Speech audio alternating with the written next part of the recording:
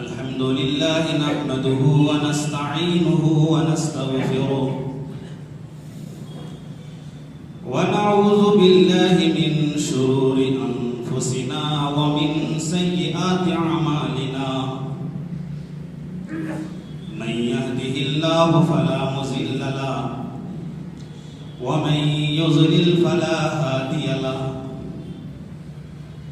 وأشهد أن لا إله إلا الله وحده لا شريك له وأشهد أن محمدا عبده ورسوله أما بعد فإن خير الحديث كتاب الله وخير الهدي هدي محمد صلى الله عليه وسلم وشر الأمور محدثاتها وكل محدثة بدعة وكل بدعة ضلالة وكل ضلالة في النار فقد قال الله تبارك وتعالى في كلامه المجيد أعوذ بالله من الشيطان الرجيم واتقوا فتنة لا تصيبن الذين ظلموا منكم خاصة واعلموا أن الله شديد العقاب وقال تعالى إن السمع والبصر والفؤاد كل أولئك كان عنه مسؤولا رب اشرح لي صدري ويسر لي أمري واحلل عقدة من لساني يفقهوا قولي رب زدني علما. تمام قسم کی حمد و ثنا، کبریائی و بڑائی و برتری اس پاک رب العزت کی ولایت و سوا ہے جس نے ہمیں اور آپ کو اشرف المخلوقات بنا کر کے پیدا فرمایا. اس پاک رب العزت کی جتنی ہی تعریفیں کی جائے کم ہیں، جس نے ہمیں مسلمان کے گھر میں پیدا فرمایا، ایمان کی دولت سے نوازا. اس پاک رب العزت کا مزید احسان و کرم یہ ہوا کہ ہماری رشد و ہدایت کے لیے، ہماری رہنمائی کے لیے، ضلالت و گمراہی سے بچانے کے لیے، سیدھا راستہ دکھانے کے لیے، جہنم کی آگ سے بچانے کے لیے، جنت کے راستے کو اختیار کرنے کے لیے بے شمار نبیوں کو، پیغمبروں کو، رسولوں کو اس دنیا کے اندر مبعوث فرمایا. ہزارہ ہزار درود و سلام نازل ہو اس ہستی اقدس مقدسہ مطہرہ مبارکہ پر جن کا نام نام گرامی محمد مصطفیٰ محمد رسول اللہ صلی اللہ علیہ وسلم. اللہم صلی علیہ اللہم بارک علیہ. میرے محترم بزرگوں، دوستوں، عزیز ساتھیوں، پردہ نشین ماؤں بہنوں، آپ کو معلوم ہے کہ یہ جو زمانہ چل رہا ہے یہ زمانہ فتنوں کا زمانہ ہے، برائیوں کا زمانہ ہے، ظلم و بربریت کا زمانہ ہے. اس زمانے میں ہمارا معاشرہ ہر قسم کے فتنوں کے یلغار میں پھنس چکا ہے. کہیں مسلکی فتنے، کہیں ارتداد کے فتنے، کہیں شرک و بدعات کے فتنے، کہیں رسم و رواج کے فتنے، کہیں ویسٹرن کلچر کے فتنے. ہر قسم کے فتنوں میں آج ہم ملابس ہو چکے ہیں. جن فتنوں کی نشاندہی جناب محمد رسول اللہ صلی اللہ علیہ وسلم نے کی، اور دنیا کے اندر کوئی ایسا فتنہ باقی نہیں، کوئی ایسی برائی باقی نہیں جس کے تعلق سے اللہ کے نبی صلی اللہ علیہ وسلم نے نہ بتایا ہو۔ اللہ کے نبی نے پیشن گوئی فرمائی، بتا دیا، صحابہ کو آگاہ فرمایا، بچنے کا راستہ بھی بتایا کہ آنے والے زمانے میں تمہارے سامنے کیا کیا واقعات پیش آنے والے ہیں۔ آج ہر قسم کا فتنہ، ہر قسم کی برائی، اور اس برائی کے اندر ہمارے بچے ملوث ہیں، ہمارے نوجوان ملوث ہیں، ہماری لڑکیاں، ہماری مائیں اور بہنیں ملوث ہیں، ہر آدمی گرفتار ہو چکا ہے۔ کہیں سوشل میڈیا کا فتنہ، کہیں موبائل کا فتنہ، کہیں تصویر کشی کا فتنہ، یہ وہ تمام چیزیں ہیں جو ہمارے سامنے ہیں۔ لہذا اللہ کے نبی صلی اللہ علیہ وسلم کے ارشادات کے مطابق آپ کے گھر کے اندر، آپ کی زندگی میں، آپ کے علاقے میں ایسے فتنے داخل ہو جائیں گے، ایسی برائیاں داخل ہو جائیں گی جن کا آپ کو احساس بھی نہیں ہوگا۔ آپ بچنے کی کوشش کریں گے لیکن بچ نہیں سکتے۔ آپ حدیث دیکھو، اس سے پہلے کہ جو قرآن کریم سے آیتیں تلاوت کی گئی ہیں، ان آیتوں میں کیا کہا گیا ہے کہ فتنے تو آئیں گے، برائیاں آئیں گی، حالات خراب ہوں گے، لیکن ان سے بچنا ہے۔ وَاتَّقُوا فِتْنَةً لَا تُصِيبَنَّ الَّذِينَ ظَلَمُوا مِنْكُمْ خَاصَّةً۔ تم بچو، بچنے کی کوشش کرو ہر ممکن۔ جو ظالموں کی طرف سے فتنے لاحق ہونے والے ہیں، خصوصی فتنے ہوں گے، عام فتنے ہوں گے، خاص فتنے ہوں گے، ان تمام فتنوں سے بچو۔ نہیں بچو گے تو اللہ تبارک و تعالیٰ کا وعدہ ہے، وَاعْلَمُوا أَنَّ اللَّهَ شَدِيدُ الْعِقَابِ، بڑی سزا ملنے والی ہے۔ اس لیے إِنَّ السَّمْعَ وَالْبَصَرَ وَالْفُؤَادَ كُلُّ أُولَٰئِكَ كَانَ عَنْهُ مَسْئُولًا۔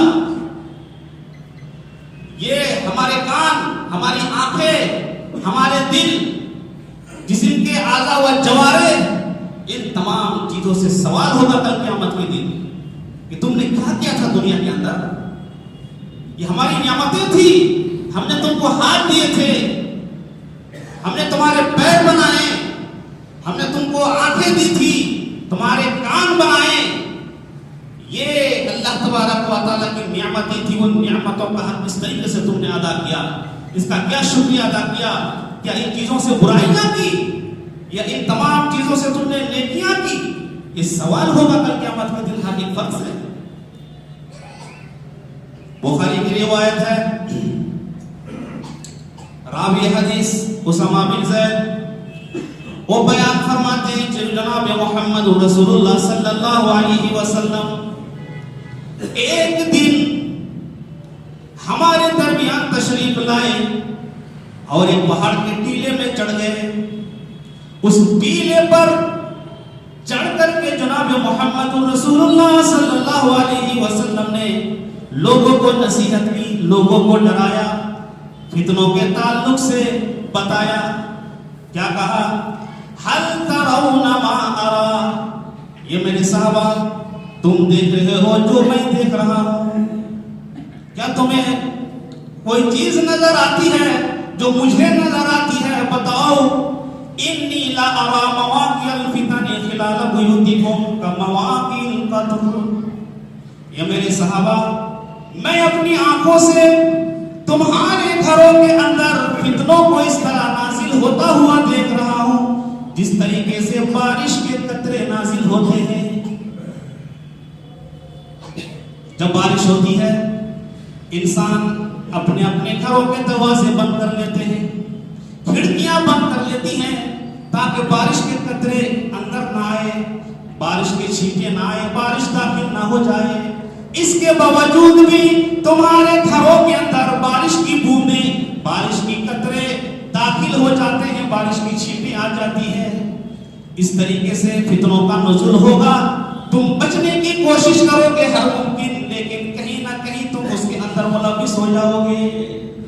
یہ جناب محمد رسول اللہ صلی اللہ علیہ وسلم نے اس کے بارے میں بتایا فتنوں کے تعلق سے کہ تم بچنے کی کوشش کرو گے تو کہیں نہ کہیں چوک ہوگی، تم داخل ہوگے، لیکن پھر بھی تم کو بچنا ہے. اللہ کے نبی نے آگاہ فرما دیا ہے، فرمایا بین یدی الساعۃ فتن کقطع اللیل المظلم یصبح الرجل مؤمنا ویمسی کافرا. قیامت سے پہلے ایسا زمانہ آ جائے گا اور اس طریقے سے فتنے پھیل جائیں گے اندھیری رات کے ٹکڑے کی طرح. ایسے فتنے اندھیری رات کے ٹکڑے جو ہوتے ہیں، پتہ ہی چلا اس حدیث کا مطلب یہ ہے کہ جب اندھیرا چھا جاتا ہے تو کوئی چیز نظر نہیں آتی ہے، کوئی انسان نظر نہیں آتا ہے، لیکن تمہارے درمیان، تمہارے معاشرے میں، تمہارے گھروں کے اندر ایسے فتنے آئیں گے جس کا تمہیں احساس بھی نہیں ہوگا کہ کس طریقے سے تمہاری زندگی میں فتنے داخل ہو چکے ہیں. یہ مطلب ہے. اور ایسا فتنہ، ایسی برائی کہ ایک انسان صبح کو مومن رہے گا اور شام ہوتے ہوتے وہ کافر ہو جائے گا. ایمان کی ویلیڈیٹی اتنی ہوگی، ایمان کی مدت اتنی ہوگی کہ صبح وہ مومن رہے گا، مسلمان رہے گا، شام ہوتے ہوتے وہ کافر ہوگا. ایک آدمی شام کو ایمان کی حالت میں سوئے گا لیکن صبح ہوتے ہوتے وہ کافر ہو جائے گا. وہ ایمان کو بیچ دے گا، ایمان کو فروخت کر دے گا. کسی بھی طریقے سے دنیا کی لالچ میں، شیطان کی چکر میں جو نمودار فتنے ہوں گے ان کی وجہ سے وہ اپنا ایمان انسان کھو دے گا. صبح کو مومن، شام کو کافر، شام کو مومن، صبح کو کافر. ایسی حالات پیدا ہو جائیں گے، آپ دیکھ رہے ہوں گے. اور یہ حدیث، اس حدیث کا جو ظاہری منظر ہے وہ آپ دیکھ رہے ہیں اپنی آنکھوں کے سامنے کہ کس طریقے سے ارتداد کی لہر چل رہی ہے، کس طریقے سے لوگ مرتد ہو رہے ہیں.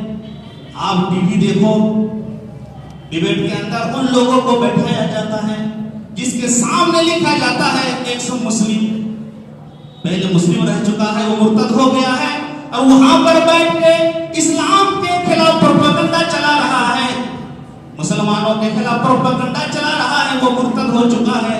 طرح طرح کے شبہات وہ پیدا کر رہا ہے، طرح طرح کی باتیں بتلا رہا ہے، قرآن کے خلاف بتا رہا ہے، حدیث کے خلاف بتا رہا ہے، مسلمانوں کے خلاف بتا رہا ہے، اسلام کے خلاف بتا رہا ہے. وہ مرتد ہو گیا ہے.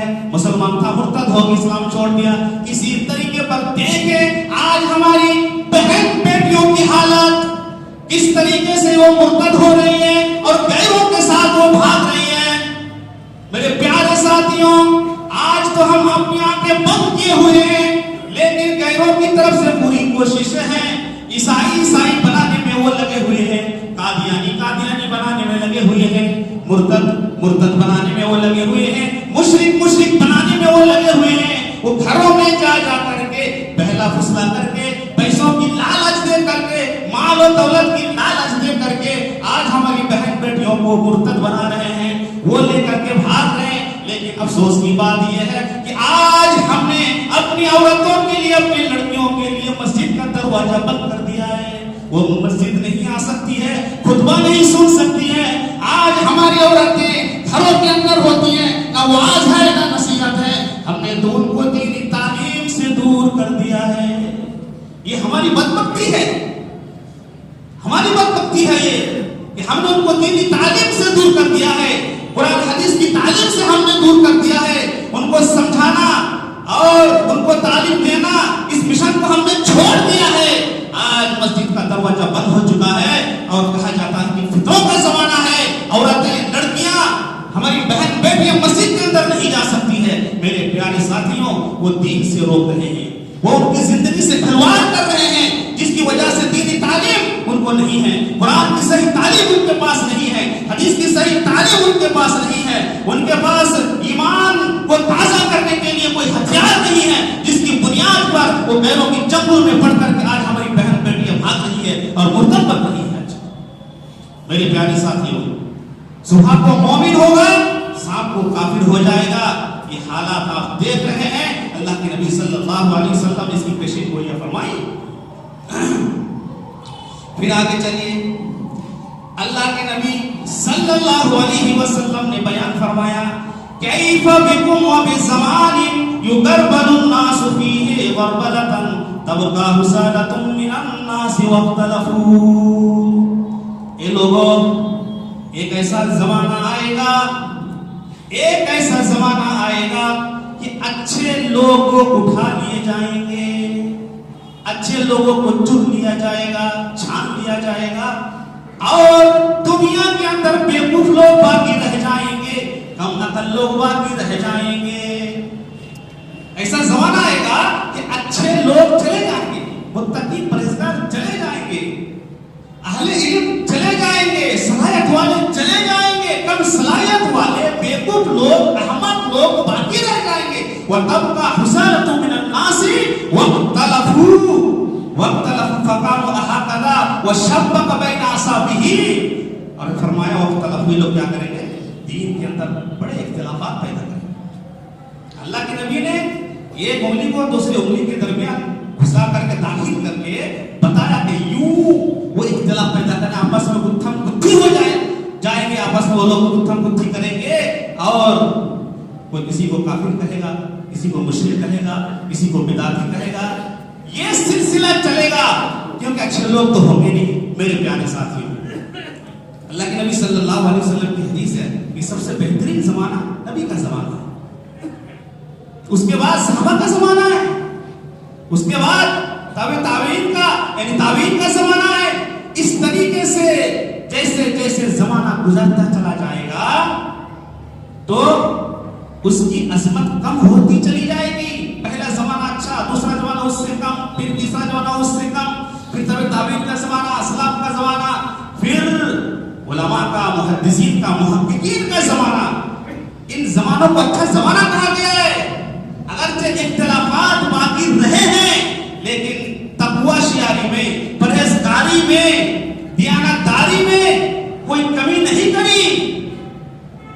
مثال کے طور پر کوئی عالم, کوئی محدث, کوئی امام مجتہد کوئی مسئلہ پتا کر کے چلا گیا, دیانتداری کے ساتھ, ایمانداری کے ساتھ, قرآن حدیث کو سامنے رکھتے ہوئے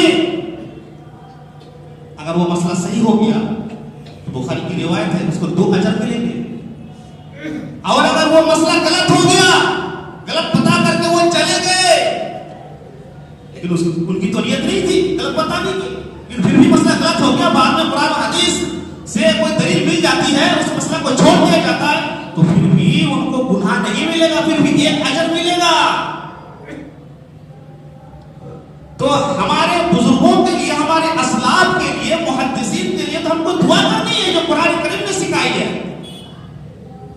ربنا اغفر لنا ولإخواننا الذين سبقونا بالإيمان ولا تجعل في قلوبنا غلا للذين آمنوا.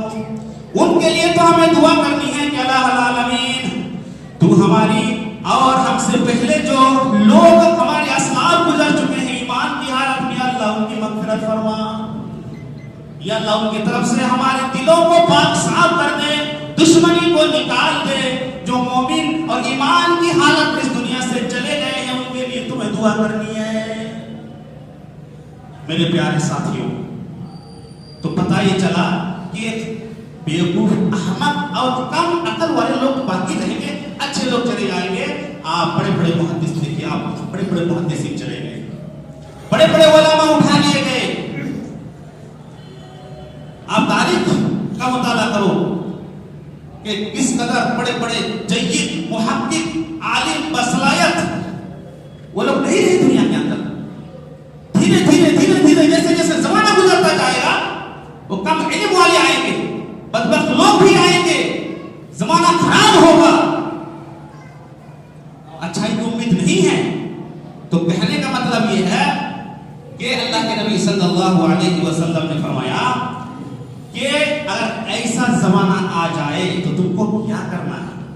اور یہ سوال صحابہ نے پوچھا نبی کریم صلی اللہ علیہ وسلم سے کہ اس وقت ہم کیا کریں گے جب بہت سارا اختلاف پیدا ہو جائے گا، آپس میں گتھم گتھی ہوگی، پتہ نہیں چلے گا کون صحیح کون غلط ہے؟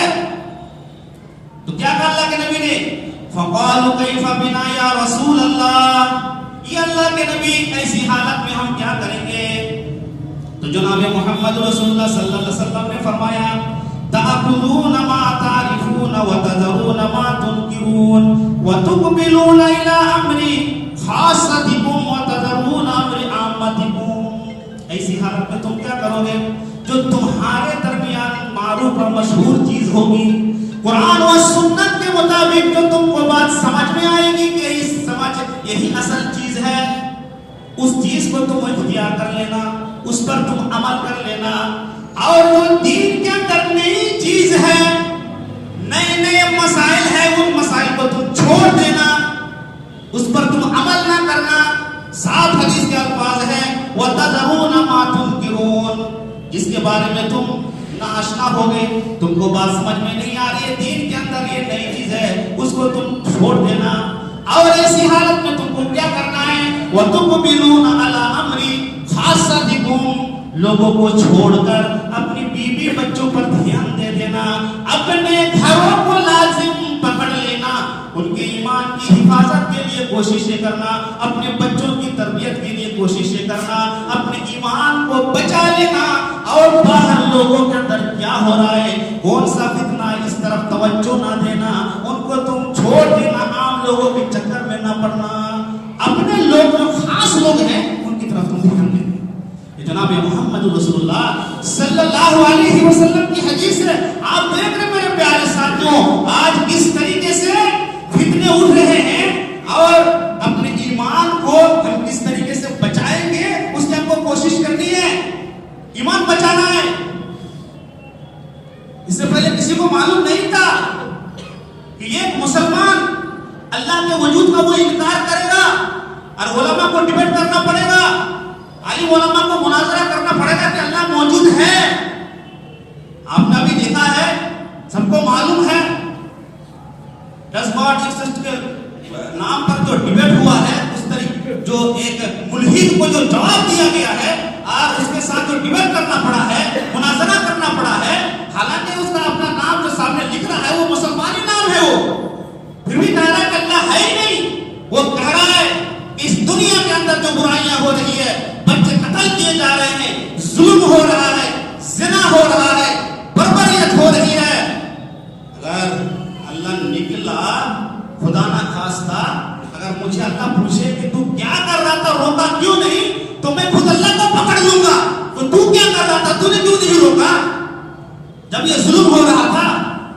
اللہ کے وجود کا انکار اور اس کے تعلق سے مناظرہ کرنا پڑا ہے۔ یہ فتنوں کا زمانہ میرے پیارے ساتھیوں، ایسے زمانے میں اپنے ایمان کو بچانا ہے، اپنے اسلام کو بچانا ہے، اپنی عزت کو بچانا ہے میرے پیارے ساتھیوں۔ میرے پیارے ساتھیوں، یہ فتنوں کا زمانہ چل ہی رہا ہے، سب جانتے ہیں۔ کہیں پر یہودی اور عیسائیت کی نکالی ہو رہی ہے، ان کے رسم اور رواج کو فروغ دیا جا رہا ہے، ہمارے نوجوان خوشی خوشی قبول کر رہے ہیں۔ ابھی کرسمس ڈے گزرا ہے، 25 دسمبر کا دن تھا، لوگوں نے کیا کچھ نہیں کہا، لوگوں نے کیا کچھ نہیں کیا۔ اسلامی اسکول ہے،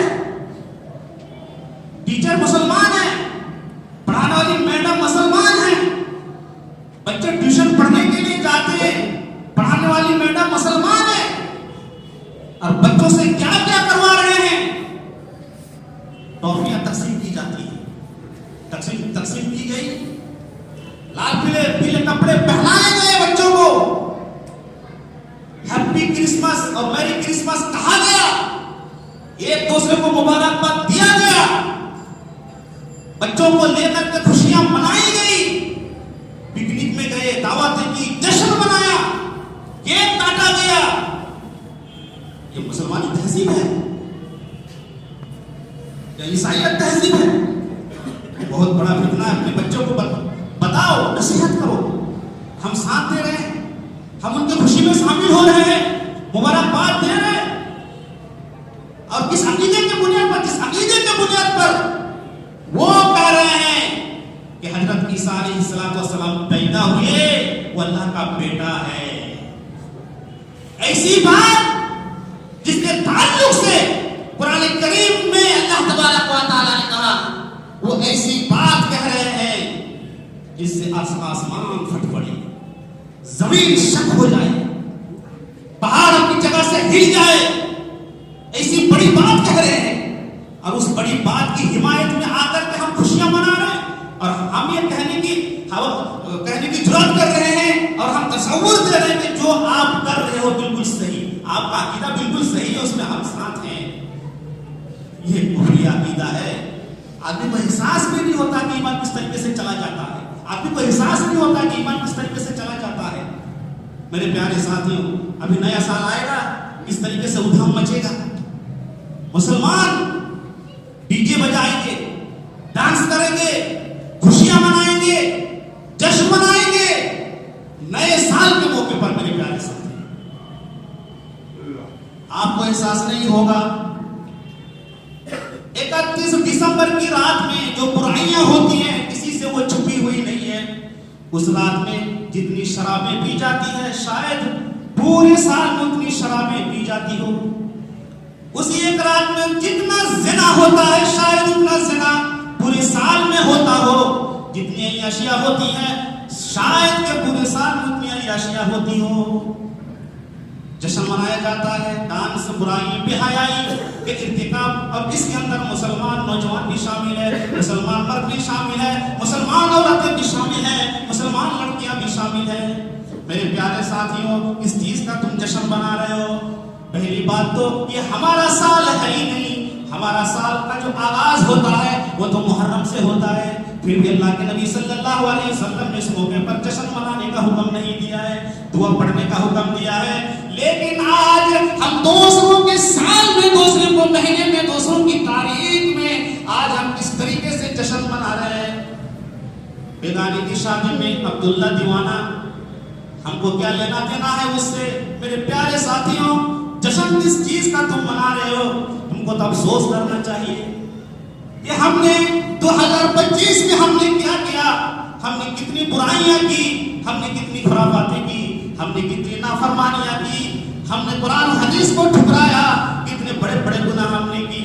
اپنا محاسبہ کرنا چاہیے تھا، اپنی زندگی کا محاسبہ کرنا چاہیے تھا، اپنے اعمال کا محاسبہ کرنا چاہیے تھا، فکر آخرت کرنی چاہیے تھی، اور یہ ہونا چاہیے تھا کہ اللہ، ہم نے جو نافرمانیاں کی، ہم نے جو گناہ کیے، ہم نے جو کبائر کیے، ہم نے جو سرائر کیے، اللہ اسے تو معاف فرما دے. اور ہم وعدہ کرتے ہیں کہ 2026 میں ہم گناہ نہیں کریں گے، ہم نماز نہیں چھوڑیں گے، تیرے قرآن و حدیث کی باتوں کو ہم مانیں گے، شریعت کے مطابق ہم زندگی گزاریں گے.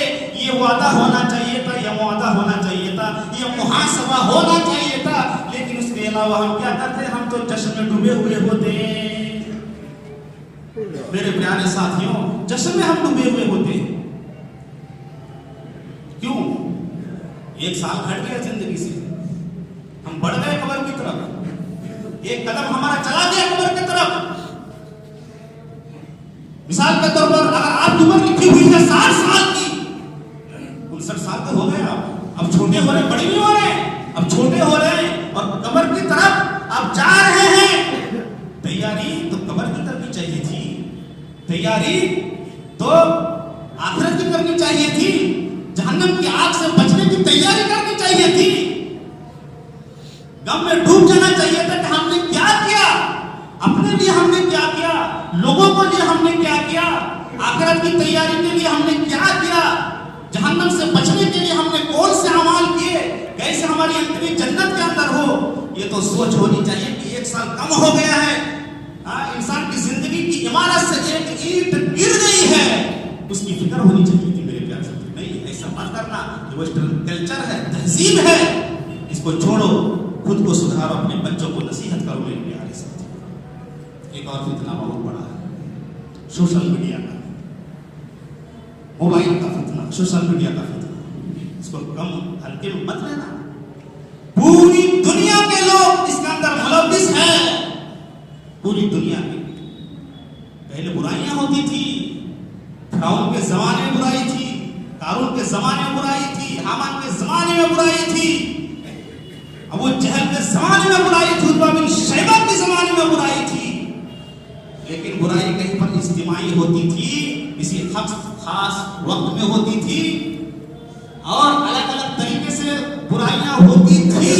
لیکن آج کل کی جو برائی ہے نا, یہ موبائل کی برائی, انسان برائی اپنے ہاتھ میں لے کر کے ٹہل رہا ہے, اپنے جیب میں لے کر کے برائی کو ٹہل رہا ہے. ہر وقت اس کے پاس برائی موجود ہے اور ہر وقت ہے. اور موبائل کی لت اس طرح لگ چکی ہے لوگوں کو کہ ایک سیکنڈ گزارا نہیں ہے اس کے بغیر. نیو یارک میں, امریکہ کے اندر ایک کلینک اوپن کیا گیا ہے. ایک کلینک اوپن کن لوگوں کے لیے, موبائل کے نشے کو چھڑانے کے لیے. موبائل دیکھ دیکھ کر کے جو لوگ ڈپریشن کا شکار ہو چکے ہیں, جن کا دماغ معطل ہو گیا ہے, کس طریقے سے ان کو الگ رکھا جائے, بال رکھا جائے, وہ بیماری کے شکار ہو چکے ہیں. سوشل میڈیا کی وجہ سے, نیٹ کی وجہ سے, موبائل کی وجہ سے ان کا علاج کیا جا رہا ہے اس کلینک میں. اور بڑی بڑی لمبی لمبی لائنیں لگتی ہیں. جس طریقے سے کینسر کے مریضوں کا علاج ہوتا ہے, وہاں پر یہ بھی علاج ہوتا ہے. موبائل کا نشہ کس طریقے سے چھڑایا جاتا ہے. میرے پیارے ساتھیوں, پوری دنیا میں 80% لوگ موبائل استعمال کرتے ہیں. پوری دنیا کے اندر 80% لوگ, یعنی ہر 100 میں سے 80 لوگ استعمال کرتے ہیں موبائل.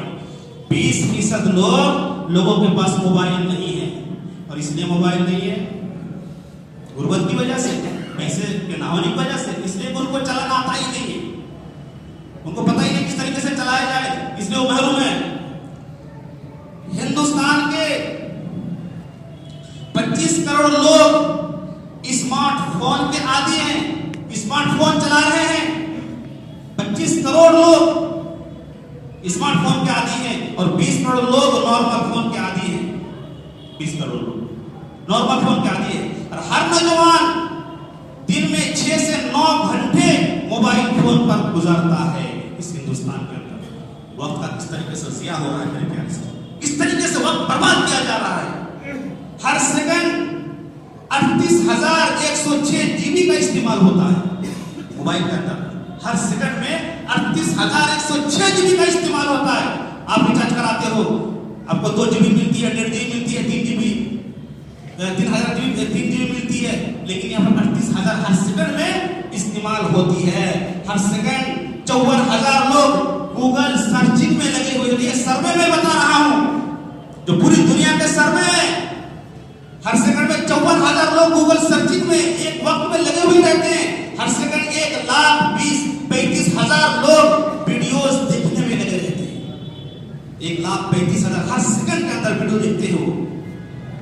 ہر سیکنڈ 10 لاکھ لوگ آن لائن میں رہتے ہیں موبائل کے اندر. 10 لاکھ لوگ, اور ہر سیکنڈ میں 25 لاکھ لوگ اپنے ای میل بھیجنے اور وصول کرنے میں لگے رہتے ہیں. یہ پورا کھاتا ہے, پورا سروے ہے. آپ اگر تحقیق کرو تو زیادہ آپ کو معلومات حاصل ہو سکتی ہے. تو میں اتنا بتانا چاہتا ہوں کہ اس قدر یہ خطرناک چیز ہے, جس کے شکنجے میں, جس کے فطرے میں انسان آج آ چکے ہیں. وقت نہیں رہا, رشتہ دار نہیں رہا, بچے نہیں رہے. ساری مشغولیت کو ختم کر کے آج ہم سوشل میڈیا میں لگ گئے, موبائل میں لگ گئے. میرے پیارے ساتھیوں, اٹھتے ہیں موبائل, سوتے ہیں موبائل, سوئیں گے موبائل چھوڑ کر کے, جب اٹھیں گے موبائل ہاتھ میں ہوگا. اللہ یہ کہ نیند سے اٹھتے, دعا پڑھتے, وضو بناتے, نماز پڑھتے, قرآن کریم کی تلاوت کرتے, لیکن اٹھنے کے ساتھ ساتھ ٹوائلٹ جانے سے پہلے ہی اپنا ہاتھ موبائل کی طرف بڑھے گا. موبائل کھولے گا, دیکھتے ہیں میسج تو نہیں آیا. ہم نے جو اسٹیٹس پہ ہم نے جو تصویر لگائی تھی, ہم نے جو چیز لگائی تھی, اس کو کتنے لوگوں نے پسند کیا, کتنے لوگوں نے لائک کیا, کتنے لوگوں نے شیئر کیا, کتنے لوگوں نے اپلوڈ کیا, ڈاؤن لوڈ کیا. وہ تمام چیزیں وہ دیکھتے ہیں اٹھ کر کے ہی صبح. اور صرف وہی تک محدود نہیں ہے. آج پہنچ چکا ہے ہر گھر میں، ہر مسجد میں بھی۔ اب نمازی کو دیکھو، نماز پڑھنے کے بعد فوراً سلام پھیرتے ہی جیب سے موبائل نکال لیتا ہے، دیکھتا ہے میسج تو نہیں آ گیا کہیں پر۔ ایسا لگتا ہے کہ اس نے جو نماز پڑھی ہے نا، اللہ تبارک و تعالیٰ نے فون کے ذریعے سے، میسج کے ذریعے سے یہ پیغام دے دیا کہ تم نے جو نماز پڑھی وہ قبول ہو چکی ہے۔ فوراً وہ دیکھتے ہیں موبائل کو کہ نماز قبول ہوئی کہ نہیں ہوئی، اللہ کو ذکر اذکار کرتے ہیں، اللہ کا نام لیتے ہیں، تسبیحات بیان کرتے ہیں۔ حال ہے، ریئلٹی ہے میرے پیارے ساتھیوں۔ پہلے زمانے میں کیا ہوتا تھا، کہیں مہمان میں لوگ جاتے تھے، رشتہ دار کے یہاں جاتے تھے، کیا پوچھتے تھے؟ پوچھتے یہ تھے بتائیے وضو کہاں کروں، مصلی ہے کہ نہیں ہے، قبلہ کدھر ہو، قبلہ کا رخ بتائیے تھوڑا سا۔ یہ پہلے پوچھتے تھے، آج کیا پوچھا جا رہا ہے؟ بتائیے چارجر ہے یا نہیں ہے، بورڈ کہاں ہے، کہاں لگاؤ، گھر کے اندر وائی فائی ہے یا نہیں ہے، یہ فکر میں لگ جاتی ہے، یہ پوچھا جاتا ہے۔ میرے پیارے ساتھیوں، اس نیٹ نے، اس موبائل نے، اس موبائل کی لت نے انسان کی زندگی کو برباد کر دیا ہے، جہنم بنا دیا ہے۔ ہمارے نوجوان بگڑ رہے ہیں، ہماری لڑکیاں بگڑ رہی ہیں، ہماری ماں بہنیں بگڑ رہی ہیں۔ کتنے گھر اجڑ گئے، کتنے گھر برباد ہو گئے۔ 10ویں کا لڑکا، آپ پڑھتے ہوں گے، اخبارات پڑھو، 10ویں کا لڑکا ہے، پڑھ رہا ہے، ماں باپ سے موبائل کا مطالبہ کیا، ابو جان میرا فلاں دوست موبائل لے کے کالج کے اندر آتا ہے، مجھے بھی موبائل چاہیے۔ باپ نے کہا کہ نہیں دوں گا، ماں نے کہا نہیں دوں گی، ٹھیک ہے۔ وہ سائیکل اٹھاتا ہے، دیہات کا واقعہ ہے، وہ نکل جاتا ہے۔ آج 6 مہینہ گزر چکے ہیں، اس بچے کا پتہ نہیں چل پایا کہ وہ کہاں گیا۔ موبائل کی وجہ سے اس نے اپنا گھر چھوڑ دیا۔ 7ویں کا بچہ موبائل استعمال کر رہا ہے، ویڈیوز دیکھ رہا ہے، گیم کھیل رہا ہے، غصے میں آ کے باپ نے موبائل کو چھین لیا۔ ماں نے برا بھلا کہا، بہن نے برا بھلا کہا، نہیں تم کو موبائل نہیں ملے گا، تم اس کا غلط استعمال کر رہے ہو۔ غصے میں آ کے باپ کو بھی قتل کیا، ماں کو بھی قتل کیا، بہن کو بھی قتل کیا اور گھر سے نکل گیا۔ میرے پیارے ساتھیوں، ابھی دبئی کا واقعہ ہے، صرف یہ بچوں کا معاملہ نہیں ہے، بڑے بھی اس کے اندر ملوث ہو چکے۔ میرے پیارے ساتھیوں، ہماری عورتیں ملوث ہو چکی ہے، موبائل دیکھ رہی ہے، وقت گزار رہی ہے، بچوں کا پتہ ہی نہیں کس طریقے سے ان کو تعلیم و تربیت دینی ہے۔ بیوی ہے، موبائل میں لگی ہوئی ہے، شوہر نے کہا کہ نہیں تم بیٹا استعمال نہیں کر سکتی ہو، موبائل کا غلط استعمال تم نہیں کر سکتی ہو، ہر وقت موبائل تم نہیں دیکھ سکتی ہو، پابندی لگا دی۔ وہ عورت جاتی ہے، حالانکہ اس کے 2 بچے بھی ہیں، وہ عورت جاتی ہے قاضی کے پاس اور قاضی کے پاس جا کر کے کہتی ہے کہ میرے شوہر نے موبائل پر پابندی لگا دی اور الٹے سیدھے شکایتیں کری، لہٰذا میں تو ان کے ساتھ نہیں رہ سکتی، مجھے تو کھلا چاہیے۔ وہ عورت اپنے شوہر کو چھوڑ کر کے چلی گئی، اپنے بچوں کو چھوڑ کر کے وہ چلی گئی، اس وجہ سے، صرف یہ موبائل کے فتنوں کی وجہ سے کتنے گھر اجڑ چکے ہیں، برباد ہو چکے۔ میرے پیارے ساتھیوں، آج سوشل میڈیا کا زمانہ ہے اور صرف یہ چیز ہمارے عوام میں صرف نہیں ہے، جہالا میں نہیں ہے، ہمارے بچوں میں نہیں ہے، اور یہ فتنہ کراس کر کے آج عالم علماء کی زندگی میں بھی داخل ہو چکا ہے۔ دیکھ رہے ہیں کس طریقے سے اسٹیٹس پہ تصویریں لگائی جاتی ہیں، فوٹو لگایا جاتا ہے باقاعدہ، اور سب تو نہیں ہے لیکن کچھ عالم علماء، کچھ مولوی ایسے ہوتے ہیں کہیں پر بھی تقریر کریں گے پورا ساز و سامان لے کر کے چلیں گے، ان کا چینل باقاعدہ چلتا ہے، آفیشیل چینل یہ ہے، کتنے سبسکرائبرز ہیں، کتنے فالوورز ہیں، اس کے ایک فیشن بنا لیا۔ میرے پیارے ساتھی، کیا آپ کو نہیں معلوم کہ تصویر کی حرمت جناب محمد رسول اللہ صلی اللہ علیہ وسلم نے اس طریقے سے بیان فرمائی ہے، اور آپ اس کو جسٹیفائی کر رہے ہو کہ تصویر یہ فوٹو میں کیمرے سے کھینچا گیا فوٹو، کیمرے سے کھینچی گئی تصویر، یہ تصویر نہیں ہے، یہ عکس ہے۔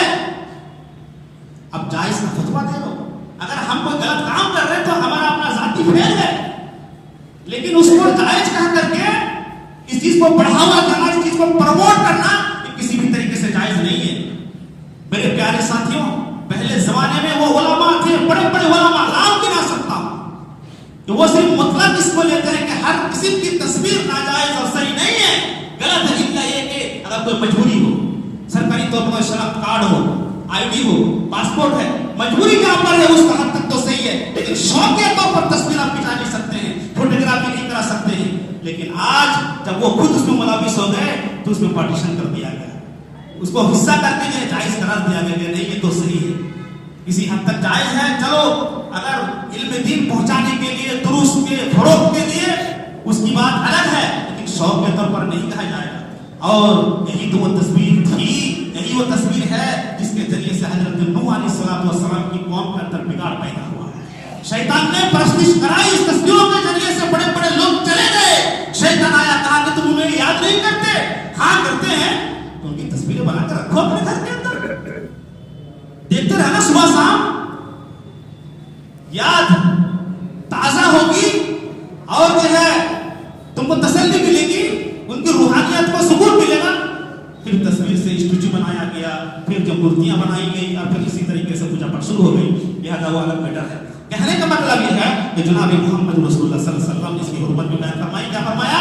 ایک حدیث کے اندر، مسلم شریف حدیث دیکھیے، حضرت عائشہ رضی اللہ تعالی عنہا بیان کرتی ہیں کہ نبی کریم صلی اللہ علیہ وسلم وہاں گئے ہوئے تھے، اور ان کی غیر موجودگی میں نے اللہ کے نبی کے لیے میں نے ایک گدا بنایا، اللہ کے نبی اس پر بیٹھیں گے، ٹیک لگائیں گے، آرام فرمائیں گے۔ اللہ کے نبی آئے گھر کے اندر، ابھی داخل نہیں ہوئے، آپ کا مبارک قدم دروازے پر ہی موجود ہے، ابھی داخل نہیں ہوئے، اللہ کے نبی صلی اللہ علیہ وسلم کی نگاہ اس گدے پر پڑی ہے، اس گدے میں تصویر بنی ہوئی تھی۔ اللہ کے نبی صلی اللہ علیہ وسلم کا چہرہ متغیر ہو گیا، غصے میں آ گئے، اور ایسا لگ رہا تھا کہ کس ٹینشن میں کون سی مصیبت آ پڑی۔ اللہ کے نبی وہیں رک گئے۔ حضرت عائشہ سمجھ گئی کہ اللہ کے نبی صلی اللہ علیہ وسلم کے اوپر بھاری مصیبت آ پڑی ہے، اور وہ سمجھ گئی کہ ہو سکتا ہے کسی تصویر کی بنیاد پر اللہ کے نبی صلی اللہ علیہ وسلم کے سامنے حضرت عائشہ رو رہی ہے اور کہہ رہے کہ اللہ کے لیے ہم نے جو خطائیں کی ہیں میں نہیں کروں گی، میں تو توبہ کرتی ہوں۔ یا اللہ کے نبی صلی اللہ علیہ وسلم آپ کیوں رک گئے، اندر تو آئے۔ جناب محمد رسول اللہ صلی اللہ علیہ وسلم نے کہا کہ عائشہ تم نے گدے میں تصویر والا جو کپڑا ہے اس کپڑے کو خرید کر کے تم نے یہ گدا بنایا ہے، مجھے نظر آئی ہے، جب تک تم اس کو نہیں ہٹاؤ گی میں گھر کے اندر داخل نہیں ہوں گا۔ یہ عائشہ جس گھر کے اندر تصویر ہوگی اس گھر کے اندر فرشتے رحمت کے فرشتے داخل نہیں ہوں گے۔ کل قیامت کے دن سب سے زیادہ سخت عذاب تصویر بنانے والے اور تصویر بنوانے والوں کو ہوگی۔ کل قیامت کے دن وہ تصویر لائی جائے گی اور کہا جائے گا تصویر والے سے اس کے اندر روح ڈالو، روح ڈال نہیں پائے گا، اس کو جہنم کے اندر پھینک دیا جائے گا۔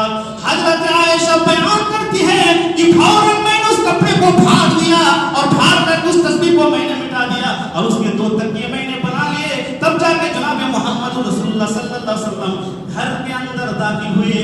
جب اتنی بڑی حرمت ہے، اللہ کے نبی گھر کے اندر داخل ہو رہے ہیں، آج تم کیسے فوٹو کھینچا رہے ہو، اسٹیٹس پہ کیسے گھوم رہے ہو، فیس بک کے اندر کیسے تم تصویریں شائع کر رہے ہو، یوٹیوب کے اندر کیسے تم اپنی تصویریں شائع کر رہے ہو، میرے پیارے ساتھیوں، یہ کسی بھی طریقے سے جائز نہیں ہے، الا یہ کہ کوئی مسئلہ آ جائے، کوئی مصلحت آ جائے تو الگ چیز ہے۔ وقت ہو چکا ہے، کہنے کا مطلب یہ ہے یہ وہ تمام فتنے ہیں، تمام وہ برائیاں ہیں میرے پیارے ساتھیوں، ان برائیوں سے اپنے آپ کو بچاؤ، اپنے بچوں کو بچاؤ، اپنی بچیوں کو بچاؤ، اپنی نئی نسل کو بچاؤ، ورنہ ہمارا ایمان چلا جائے گا۔ ہم گناہ پہ گناہ کرتے جا رہے ہیں۔ سوچنے کا مقام ہے، فتنوں سے بچنے کی ہر ممکن کوشش ہونی چاہیے۔ واتقوا فتنة لا تصيبن الذين ظلموا منكم خاصة، فتنوں سے تم بچو، فتنے تو آئیں گے، جاتے رہیں گے، یہ تمہارے ایمان کی آزمائش ہوگی، تمہارے ایمان کی پرکھ ہوگی اور آزمایا جائے گا، اس آزمائش سے تم بچو، فتنوں سے بچو۔ اللہ تبارک و تعالیٰ سے دعا ہے کہ اللہ العالمین ہمیں کہنے سننے سے زیادہ عمل کرنے کی توفیق عطا فرما۔ یا الہ العالمین تمام قسم کے فتنوں سے ہماری حفاظت فرما۔ یا الہ العالمین جب تک ہم کو اس دنیا کے اندر ایمان اسلام کے ساتھ رکھ، جب ہمارا خاتمہ ہو تو ایمان کے ساتھ ہو۔ وآخر دعوانا الحمدللہ رب العالمین۔